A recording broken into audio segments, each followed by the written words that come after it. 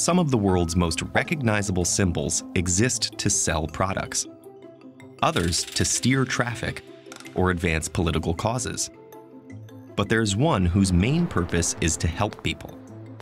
You may know it as the wheelchair symbol, or a sign for people with disabilities. But its formal title, as maintained by the ISO, is the International Symbol of Access. But despite its familiarity, many people are unclear as to what the symbol actually means, which has a lot to do with the symbol itself and the way it came about. In 1968, the International Commission on Technology and Accessibility held a design contest.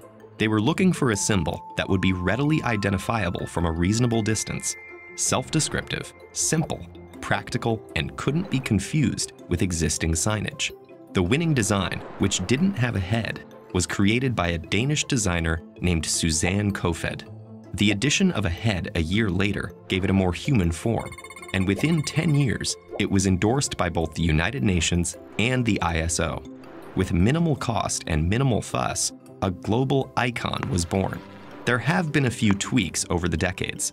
The Graphic Artists Guild added more rounded human-like features, and in 2012, the Accessible Icon Project produced a more dynamic version. But what does it really represent? What's its purpose? Put simply, it's a sign to identify where there are accessible facilities.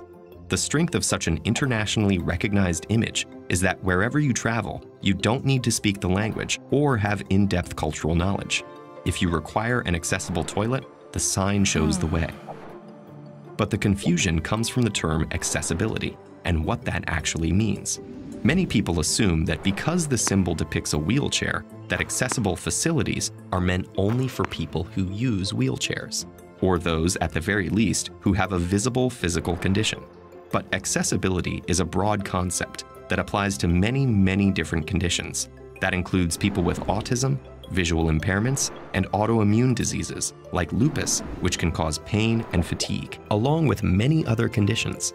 In fact, the World Health Organization estimates that there are approximately 1 billion people who experience some form of disability, which means that this group is very likely to include yourself or a family member, a classmate, a friend, or a work colleague. And people who use wheelchairs only make up about 65 million, or 15% of the total.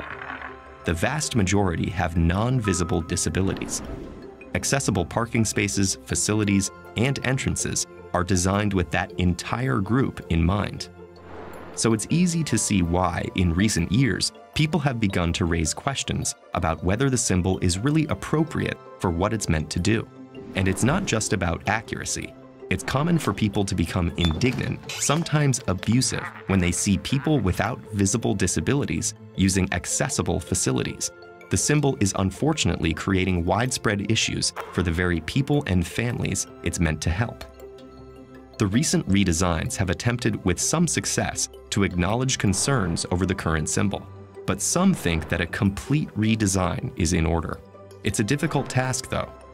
How do you replace a symbol that's familiar the world over? And what do you replace it with?